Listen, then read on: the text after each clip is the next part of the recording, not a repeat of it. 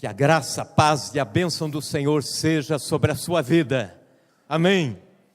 Quero convidá-lo a abrir a sua Bíblia no livro que escreveu Jeremias, o profeta Jeremias, capítulo 6, versículo 16. Abra a sua Bíblia e eu quero falar com você sobre um tema muito propício para quando vai acabando o ano. Um tema muito propício para a reta final do ano de 2017. Imagino eu, não foi tão fácil para a maioria de nós, se pensarmos em alguns aspectos particulares. Mas quero falar com você sobre o tema lidando com a aceleração da vida. Repita comigo, lidando com a aceleração da vida. Jeremias capítulo 6, versículo 16. Jeremias 6, 16. E o texto diz assim: assim diz o Senhor, ponde-vos à margem do caminho e vede. Perguntai pelas veredas antigas, qual é o bom caminho? Andai por eles e achareis descanso para a vossa alma. Mas eles dizem, não andaremos. Vamos repetir juntos? Assim diz o Senhor, ponde-vos à margem no caminho e vede. Perguntai pelas veredas antigas, qual é o bom caminho? Andai por ele e achareis descanso para a vossa alma. Mas eles dizem, não andaremos. Senhor Deus, nós pedimos que a Tua palavra pregada, anunciada, proclamada nesta noite, venha trazer consolo, conforto, desafio, venha trazer novo ânimo para nós, venha a redirecionar a nossa rota e a nossa vida. Que assim seja em nome de Jesus. Amém, Senhor. Amém. Numa tradução muito parecida com a nossa, mas a tradução, uma mais antiga, chamada a tradução do Rei James, diz assim, e o Senhor continua declarando, parai sobre os cruzamentos e observai, indagai pelos caminhos antigos, interrogai pelo bom caminho. Agora, pois, caminhai por ele, então alcançareis paz e descanso para vós. Contudo, replicastes, não cremos nisso, não o seguiremos. Era ano de 1989, eu e meu irmão seguíamos de Curitiba para Fortaleza. Estávamos levando o carro dele, ele estava de mudança para lá, e coube a mim e a ele dirigirmos, cada dia um dirigia. Acontece que no segundo dia de viagem, nós já estávamos atrasados, e era o dia que eu dirigia. E nós estávamos lá entre o Rio de Janeiro e Minas Gerais, começo daquelas estradas mais difíceis de Minas Gerais, e eu corria com o carro porque tentávamos tirar essa diferença de atraso, e me dei por conta que tinha errado o caminho. E o erro era grande, nós tínhamos andado 52 quilômetros numa estrada que não tinha como voltar, não tinha como pegar outra estrada. O único caminho era voltar ao ponto do erro, e aí nós perdemos então 104 quilômetros. E numa estrada relativamente ruim. E o resultado disso foi a perda do tempo, o atraso maior, a perda do combustível e o mau humor somado de dois Copesca dentro de um carro só, os dois mal-humorados, né? Mas os prejuízos são muito maiores, infinitamente maiores, quando nós aceleramos algumas áreas da vida e erramos a rota. Quando, por exemplo, aceleramos na área profissional e estamos levando a vida, estamos pisando fundo, e aí descobrimos que não é aquilo que nós queremos, não é daquilo que nós gostamos, e aí a vida já decorreu, já foi, e por vezes é tarde demais para voltar à estaca zero. Pisamos fundo nas finanças, sofremos com a variação do câmbio, fazemos cálculos, dormimos tarde, nos angustiamos com a queda da bolsa, não sabemos o que vai ser a economia para os próximos meses, não sabemos o que será o nosso Brasil no próximo ano, e isso tudo nos faz acelerar o coração e a mente. Confundimos visionismo com compulsividade, empreendedorismo com megalomania e aceleramos nessa estrada. A velocidade da vida moderna não nos permite parar nem para ver o que nós estamos atropelando. A aceleração da vida nos coloca ligados no automático. E quem está no piloto automático comete erros trágicos. Como o cara, por exemplo, que na correria entra no restaurante, ele tem alguns minutos para almoçar e aí ele pega, come o guardanapo e limpa a boca com o bife e sai correndo. É lógico que isso é uma piada. Então ria. Mas é assim que nós fazemos. Vamos cometendo erros trágicos por causa da aceleração da vida. O antropólogo Luiz Marins, que é professor de antropologia, um dos mais conhecidos no nosso país, escreve o seguinte: parece que o Natal foi ontem e que o dia não tem mais 24 horas. Parece que a semana não tem mais 7 dias, tem menos do que isso. O que aconteceu? O que fazer? Como viver no mundo em que temos a sensação clara de que não temos mais tempo para nada? O que é que acontece de fato? Fazemos hoje num dia o que anos atrás fazíamos numa semana. A informação instantânea, via rádio, TV, internet, WhatsApp, Facebook, YouTube, etc., etc., nos faz saber coisas que antes demorávamos anos para saber, para conhecer. Os celulares e smartphones se tornaram disponíveis em 24 horas, tendo ou não tendo os nossos contatos, pessoas estão entrando em contato, propagandas, divulgações, e esse acúmulo de informações gera ansiedade de fazer, de participar, de experimentar o que os nossos antepassados não tinham. Nossa cabeça é bombardeada por dados, informações do mundo inteiro. As coisas acontecem lá na Coreia do Norte e nós trememos aqui. As coisas acontecem lá na Síria e os reflexos vêm para cá. Uma viagem que antes demorava uma semana a cavalo, hoje é feita em poucas horas, a 100 km por hora. Tudo isso mudou nossa concepção de espaço e de tempo. E nos faz ficar ainda mais irritados com o trânsito parado nas cidades, o que nos dá a sensação de estarmos perdendo tempo. Temos o controle do espaço, mas perdemos o controle do tempo. Pessoas aceleradas cometem erros, comprometem a segurança, tornam-se explosivas, tornam-se desgostosas com tudo e com todos. Aliás, os países mais acelerados são aqueles cuja população tem o maior índice de sobrepeso, que tem as maiores taxas de consumo de álcool e drogas, que tem distúrbios de sono elevado. A velocidade da vida coloca em risco a saúde, a ponto de provocar doenças cardíacas, digestivas, dermatológicas, psiquiátricas. Crianças e adolescentes passam a viver de refeições rápidas porque crescem com uma agenda como se fossem adultos. Algum tempo atrás, uma mãe dando uma entrevista e a repórter perguntando sobre como era aquela criança, uma criança de 10 anos de idade, se não me falha a memória, um menino. E a mãe dizia, e a repórter perguntou, na segunda-feira, como é a agenda dele? De manhã, aula. E depois ele almoça. E à tarde, o que tem? Tem aula de inglês. E aí no final da tarde, academia de taekwondo. Ok, e na terça-feira? Na terça-feira, aula de manhã. E à tarde tem aula de reforço. E depois na quarta-feira, de manhã, aula. À tarde tem o reforço de inglês. Depois, no final da tarde, o taekwondo de novo.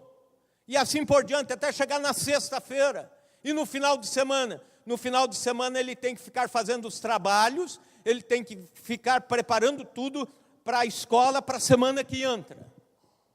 E não é para menos que crianças, que deviam estar desfrutando a vida de crianças, estão com a mente de adultos e encontrando os conflitos que nós mesmo temos dificuldade de lidar com eles.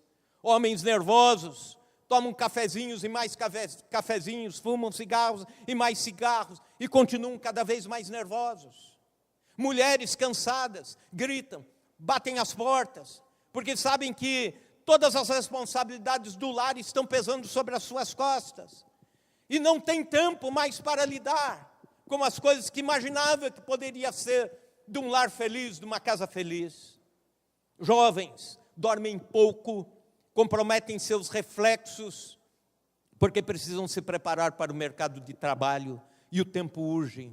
Dá a impressão que estão sempre atrasados com alguma coisa. Profissionais se esgotam porque precisam bater metas até o final do mês, porque senão são demitidos, são pressionados. Este é o quadro da nossa modernidade líquida, onde tudo parece fluir sem controle, uma velocidade descomunal, e nós corremos atrás do prejuízo apenas. E quando conseguimos alcançar um pouco desse prejuízo, já nos damos por contente. Permita-lhe fazer uma pergunta, olhe na minha direção. Você está esgotado com a velocidade que estabeleceu na sua vida? Você está estressado com a vida? Você escolheu rotas erradas por causa dessa velocidade que você imprimiu? Não precisa responder para mim, mas responda para você mesmo. Nesse dia, Deus dá 3 orientações pontuais para a sua vida acelerada. Acompanhe cada uma delas comigo. A primeira orientação de Deus é: pare. E o texto bíblico que lemos do profeta Jeremias diz: ponde-vos à margem do caminho. Em outras palavras, pare no acostamento. É hora de frear e parar no acostamento. Quantas vezes eu e você paramos em 2017 para pensar e reavaliar a rota da vida? Talvez poucas vezes, talvez nenhuma. Quantas vezes você aquietou o seu coração diante de Deus? Quantas vezes você teve o seu Shabat? O que é isso? Aliás, é o conceito mais coerente da guarda do sábado.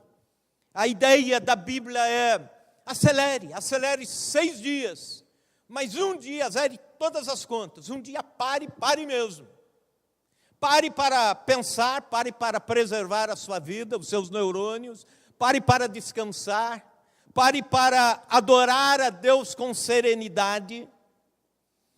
E a palavra Shabat, da onde se deriva o sábado, significa exatamente isso: cessar. Um dia para cessar. E o pior é que a gente não tem um dia para cessar, porque a gente não cessa, a gente não para. Porque o dia que seria para parar e dizer assim: agora eu vou pensar na vida, a gente já tem uma agenda montada para aquele dia, e já tem os horários para serem cobrados naquele dia, de conversar com a pessoa tal, de depois ir pronto, e não paramos, só mudamos de correria. O conceito mais primário é um dia para pisar no freio e parar e pensar. Um dia para adorar a Deus com serenidade. Sabe que Deus não gosta de ser adorado com o nosso cansaço e o nosso esgotamento? E é por isso que Ele separa um dia para adoração.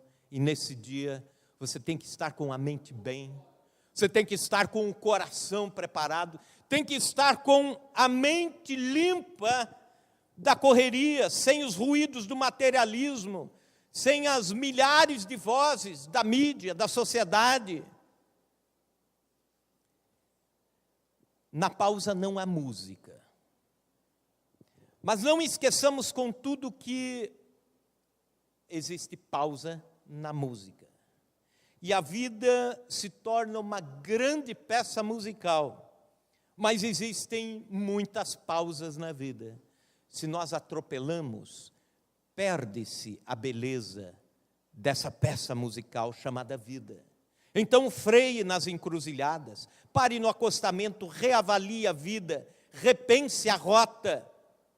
Paul Tournier, psiquiatra cristão, escritor, se não me engano, pastor também, ele conta que até que ele resolveu tirar meia hora do seu dia para estar com Deus, para conversar com Deus, para aquietar o coração, sem o telefone, sem o computador, sem a TV ligada, sem o celular, um momento exclusivo para Deus, um momento exclusivo para pensar, um momento exclusivo para repensar, e nesse momento falar com Deus e ouvir Deus.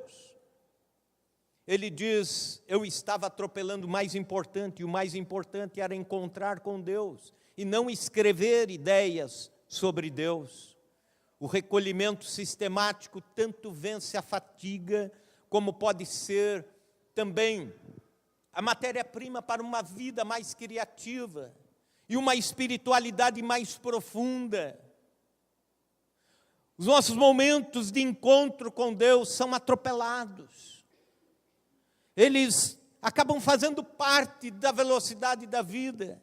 Quantas vezes eu me pego orando, quando estou apenas orando com os irmãos, ou com a igreja, ou numa visita, ou no aconselhamento, ou antes do culto, ou quando estou preparando a mensagem. Enquanto que esse deveria ser um momento singular, de zerar todas as coisas, para falar exclusivamente com Deus e ouvi-lo. Aliás, a palavra meditação no hebraico significa isso. Orar enquanto pensa e pensar enquanto ora. E quantas vezes nós temos parado para meditar? Talvez muito pouco. Caio Fábio, nos bons tempos da Vinde, década de 80, escreveu algo muito interessante que diz, experimente a santa irresponsabilidade de descansar em Deus, de dizer, estou nem aí. Ou então, está nas mãos de Deus. Ou ainda, experimente fazer da quietude o seu tesouro, o seu modo de vida, o seu sentir mais normal, a sua ambição mais preciosa.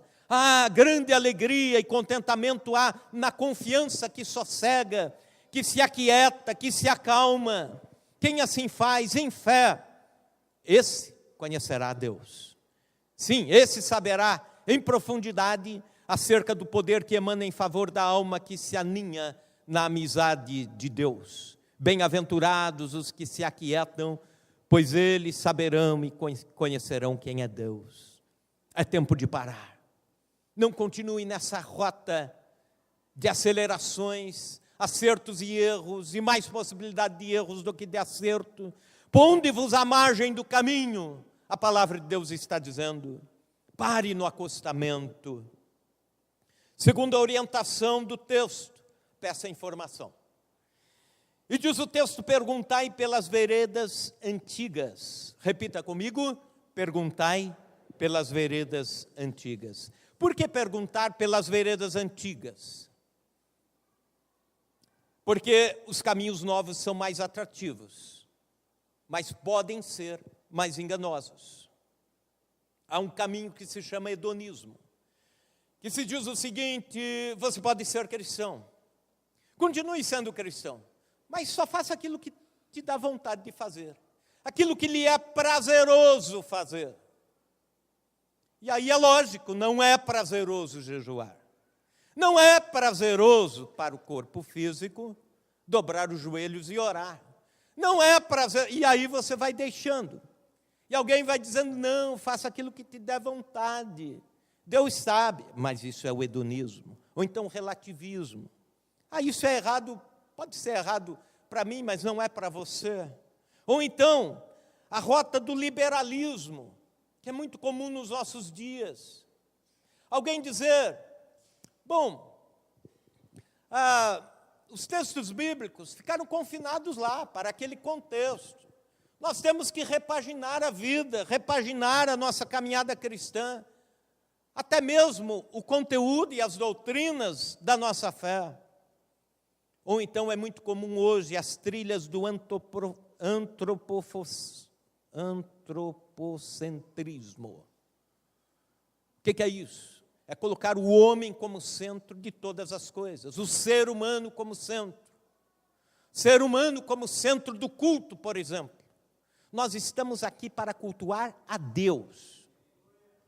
Nós estamos aqui não para nos sentirmos bem. Eu tenho que me sentir bem, ter um arrepio. Não.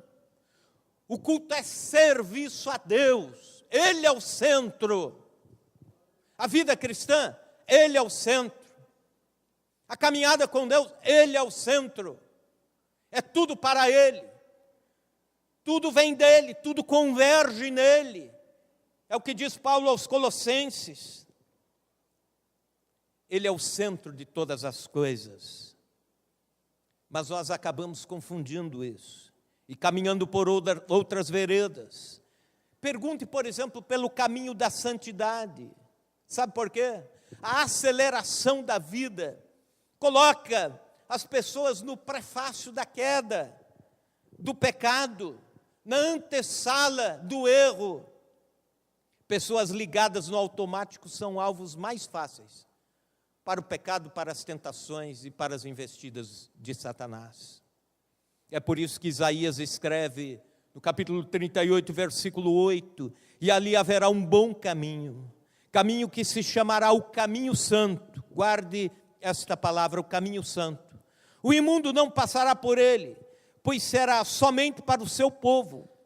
Quem quer que por ele caminhe não errará, nem mesmo o louco. Pergunte por esse caminho, caminho da santidade, é o caminho seguro, é a rota mais segura, rota que outros já trilharam. Pergunte pelo caminho da oração e da quietude, pergunte pelas veredas antigas.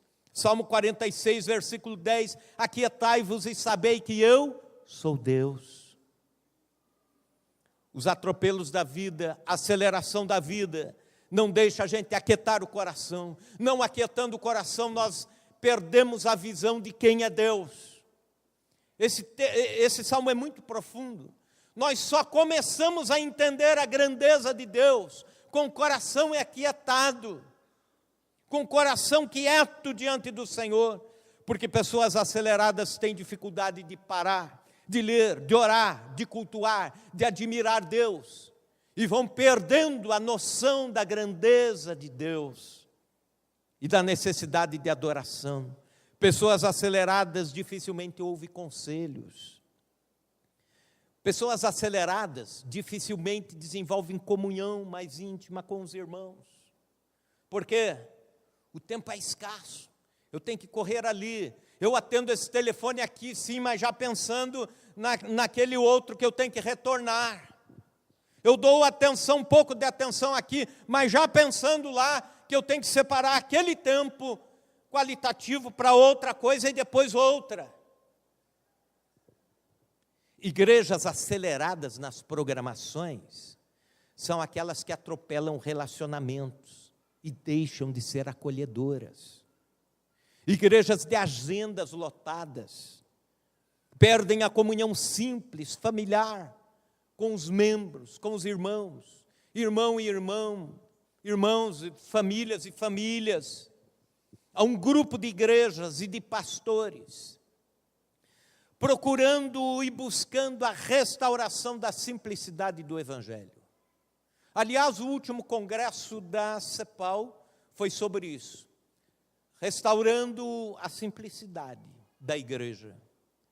E há um anseio por isso. Nós, pastores, ansiamos por isso. Igrejas que sejam simples, onde a simplicidade seja marca registrada, simplicidade no trato, a simplicidade no jeito de ser, no jeito de cultuar, no jeito de adorar. Pergunte pelo caminho da oração e da quietude, mas também pergunte pelo caminho da confiança incondicional em Deus. Quem anda acelerado demais na vida, deixa de confiar em Deus. E, aliás, a aceleração é uma forma de dizer, eu estou no controle. Deus, eu estou no volante. Se precisar, eu te chamo. Se não precisar, vou levando aqui. Acelerados na vida, dificilmente confiam incondicionalmente em Deus. Às vezes confiam da boca para fora. Não dependem de Deus em suas decisões. Enquanto seus corações serenos tinham que estar procurando ouvir a voz de Deus lá no profundo do coração, no profundo da alma, para então tomarem decisões seguras. Gente acelerada toma decisões rápidas. Eu estava em 2007 pregando na cidade de Beira, Moçambique, numa igreja na tribo chamada Sena. E os cultos lá duram 3h30, 4h30. Então, a igreja se reúne de manhã e adora, cultua, canta muito, prega, ouve a palavra, testemunhos até o horário do almoço. E logo no início do culto, um diácono tomou a palavra e estava testemunhando. E ele dizia o seguinte, ele dizia que há um mês atrás, mais ou menos, 60 dias atrás, o irmão dele, lá no norte de Moçambique, morreu, faleceu. E ele tinha poucos recursos, então ele reuniu tudo que ele podia de economia e foi um trecho da viagem, e o trecho final ele já tinha que ir de carona, para chegar lá nem que não visse mais o seu irmão, mas pelo menos estaria junto com a família, com os sobrinhos para abraçá-los. E aí quando ele chega no norte do país, ele é assaltado. E o que tinha sobrado de economia se foi. Quando ele está lá para cumprimentar os parentes, os sobrinhos, a cunhada, lamentar a ida do irmão, a partida do seu irmão, ele recebe a notícia de que sua esposa, lá em casa, infartou. Daí ele volta. E ele tem que voltar de carona, pegando caronas. E com o coração apertado para chegar a tempo de ver o que está acontecendo. E aí, para piorar, quando ele chega na cidade de Beira, está indo para casa, ele é atropelado. E eu fiquei pensando, deixa eu sair de perto, vai que o teto desaba agora. Aí, mas, não, brincadeira. Mas interessante que ele terminou o testemunho dizendo isso, escute bem. Ele terminou o testemunho dizendo: o que me deixa em paz é que Deus está no controle da minha vida. Aleluia. Isso é só um cristão que pode dizer. Todas as coisas cooperam para o bem daqueles que amam a Deus. Quem enfrenta, quem está acelerado, enfrenta lutas e provações e reclama, e se esperneia, porque a aceleração da vida tira a confiança em Deus. Certa vez houve um concurso de pintura, e o tema era paz. Então, quem melhor representasse o tema paz, ganharia o prêmio, ganharia o primeiro lugar. E na final chegaram 3 artistas. O primeiro quadro retratava uma imensa pastagem, lindas flores, borboletas, e uma brisa suave. Dava-se a entender que aquele quadro era o cartão postal da paz. O segundo mostrava pássaros a voar, nuvens alvas e um céu anil. O terceiro mostrava um rio bastante turbulento, pedras, o rio cheio, pedra, água se chocando com a pedra, água espumando. E bem na margem do rio, uma árvore com um galho estendido sobre o rio, no lugar mais turbulento. E o galho abaixando um pouco em direção ao rio. E este quadro ganhou o concurso. E os outros dois protestaram, dizendo, mas eu não vejo aqui a figura da paz. De que forma paz aqui? Um rio turbulento.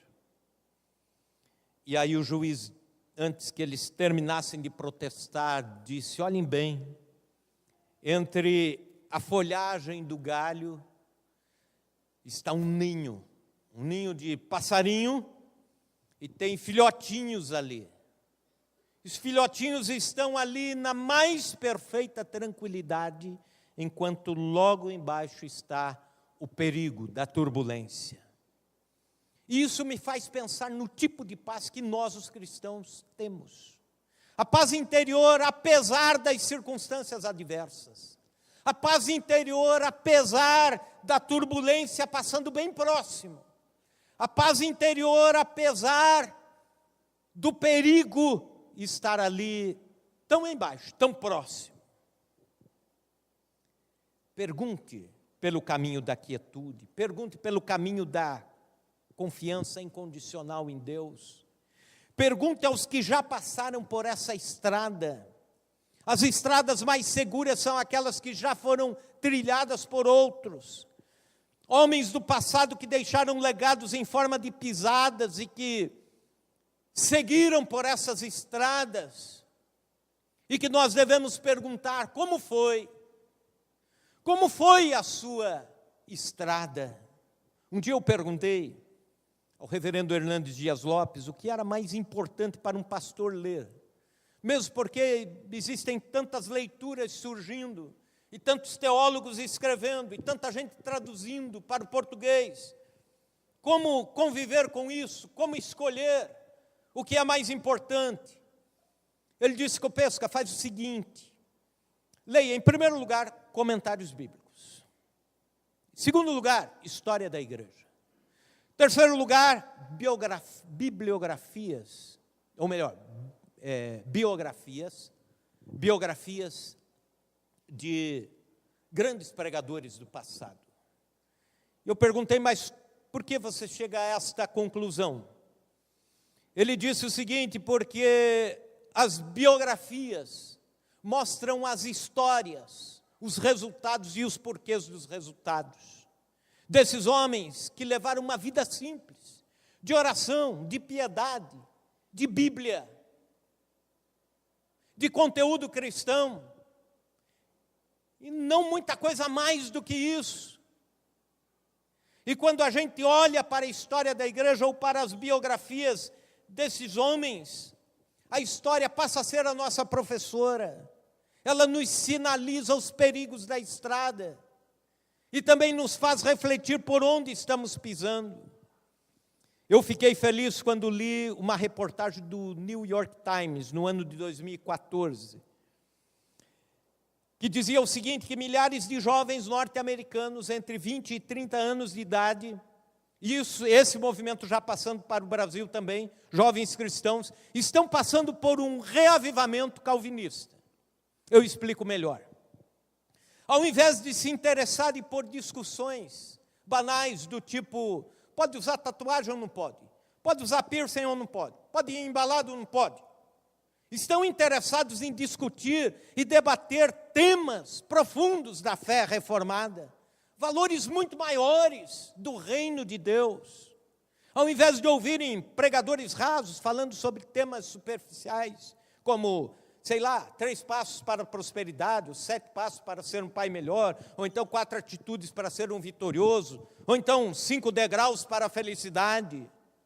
Estão ouvindo homens como John Piper, Paul Washer, Tim Keller, pregando sobre pecado, sobre céu, sobre inferno, sobre a queda do homem, sobre o plano de salvação, sobre justificação, predestinação, arrebatamento da igreja.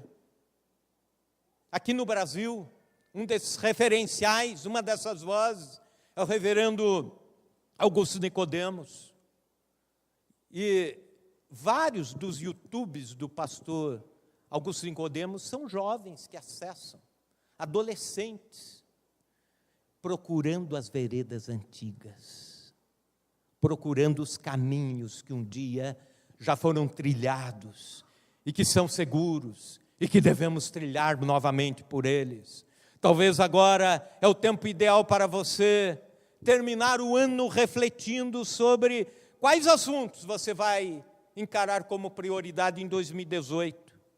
Trilhe os caminhos dos apóstolos, dos profetas. Pergunte sobre a paixão dos mártires e a fé que lhes inspirou a ponto de darem a vida pela causa. Ande pelas estradas dos reformadores do século XVI, siga os passos dos avivalistas, dos pregadores, dos desbravadores do Evangelho lá do século XVIII. No Evangelho os métodos se contextualizam, mas o conteúdo é de 2000 anos atrás. A velocidade é a mesma de 2000 anos atrás. O mundo acelerou, mas eu e você devemos andar na toada do Evangelho de Cristo. Aleluia. Busque as veredas antigas. Pergunte pelas veredas antigas. O Evangelho continua sereno. Cristo continua dizendo: vinde a mim todos vós que estáis cansados e oprimidos e sobrecarregados, e eu vos aliviarei. A mesma proposta de 2000 anos atrás. Pergunte pelas veredas antigas. Terceira orientação e última: siga em frente. O texto termina dizendo: andai por ele. Tenha atitude. Não basta saber o caminho, não basta saber a rota, é necessário tomá-la e nela perseverar. Já me disseram certa vez: eu sei o que é certo, só que eu não consigo fazer. Bom, lembrei da frase: saber e não fazer é o mesmo que não saber. Eu li acerca de um pai que de forma tragicômica levou o seu filho para a igreja, filho menino, quase adolescente, pré-adolescente, e disse para o pastor: pastor, eu vou deixar aqui meu filho aos cuidados da igreja, do senhor, das professoras das crianças, dos pré-adolescentes. Eu sei que esse é o caminho mais certo, e eu sei que deixando este menino aqui, ele será um bom pai, um bom esposo, um bom profissional. Será o melhor dos cidadãos ficando aqui. Eu sei disso. E o pastor disse: mas e você? Não vem? Ele disse: não. Eu já sei de tudo, já conheço todos os caminhos, eu sei me defender, deixa só para ele.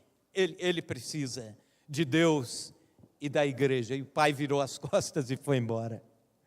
Sabe, não basta saber o caminho das veredas antigas, não basta saber os caminhos a tomar nessa rota, é necessário andar por ele. Charles Swindoll, um dos grandes escritores cristãos, ele que influenciou gerações com seus livros e pregações, diz o seguinte: é na estrada da realidade que o verdadeiro caráter é forjado, moldado, temperado, polido, porque é nela que a vida de Cristo tem a máxima possibilidade de ser reproduzida em nós, substituindo uma teologia interna frágil por um conjunto, sim, de convicções fortes, confiáveis, que nos capacitam a lidar com a vida sem fugir dela. Sem perseverança nos caminhos de Deus, não vamos trilhar com paciência e vamos ser vencidos facilmente. Siga em frente, porque nesse caminho nós somos moldados por Deus. Quando você decide seguir os caminhos de Deus, na aceleração de Deus, na velocidade de Deus, na velocidade do Evangelho, você está sendo moldado por Deus. Eu imagino que pessoas aceleradas estão sendo moldadas ao mundo.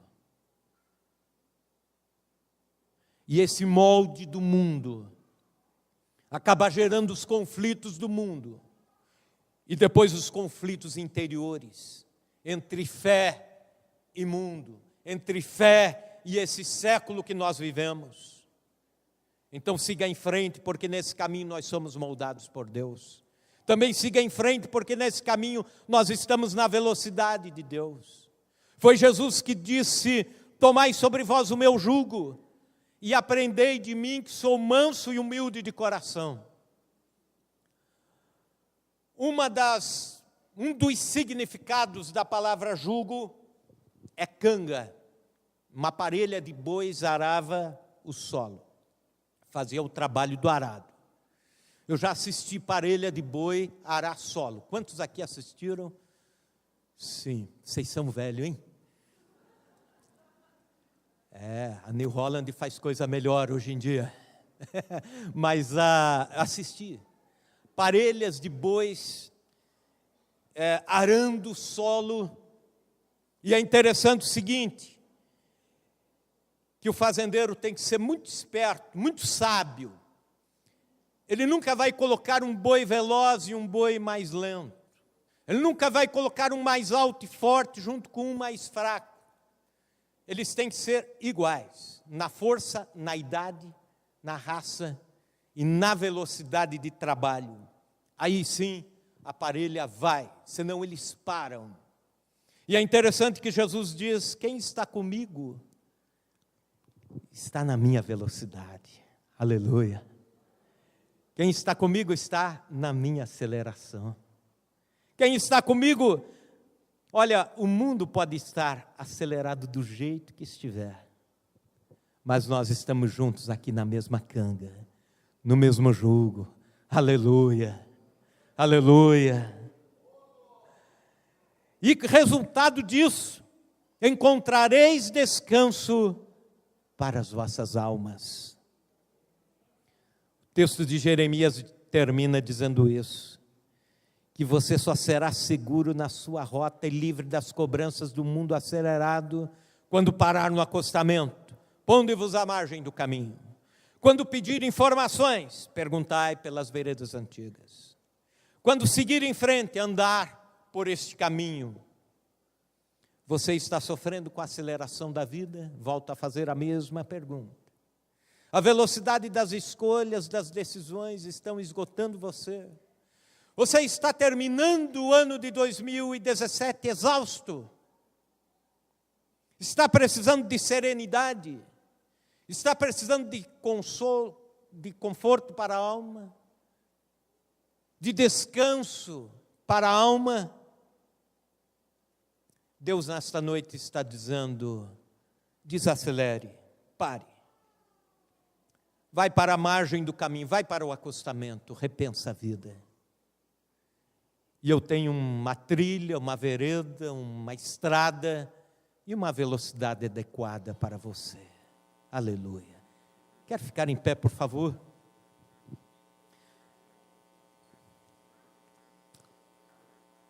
Eu sinto que a gente deve orar por isso. Eu sinto que a gente deve orar exatamente por esta situação, da qual falamos, da qual pregamos.